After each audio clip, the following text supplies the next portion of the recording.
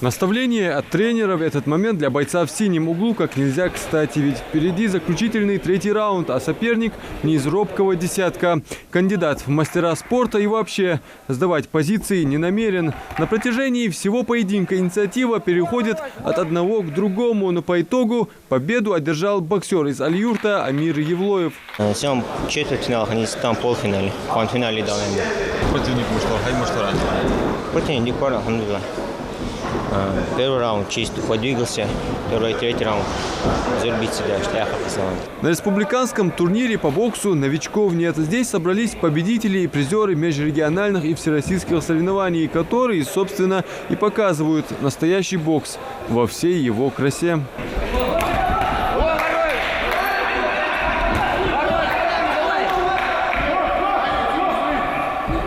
Пробелы в стойке или в защите, минусы всегда больше заметнее со стороны. И это факт. Одно из главных качеств хорошего спортсмена – уважение к оппоненту. Все плюс, да, и техничный урсо.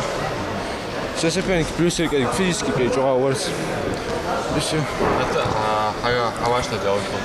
Помимо всего, подобные соревнования для этих боксеров – возможность продемонстрировать как свои навыки, так и спортивный статус своей школы.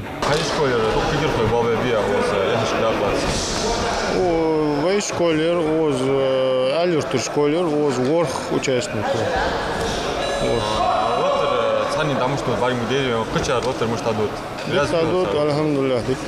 В республиканском турнире принимают участие лучшие юниоры Ингушетии 16-17 лет. Весовых ограничений нет. Соревнования начались у нас вчера, они будут проходить 3 дня. Это юниоры. В этом году переходят 6-е года с 5-ми 3 по 3. Взрослый бокс, более координированный, более мощнее, чем предыдущие юношеские. Эти соревнования носят не отборочный характер, мы просто присматриваемся. Здесь все старшие тренера, главные тренера республики присматриваются к сборной уже после Нового года, чтобы сформировать сборную команду по старшим юношам. Здесь по юниорам, вернее, старшие юноши здесь 6-е года примыкают к этому возрасту. И чтобы определить уже команду, мы проводим вот такие вот турниры. Финальный день соревнований первенства республики, а это 12 октября, обещает порадовать не менее яркими выступлениями. За золото они еще поборются.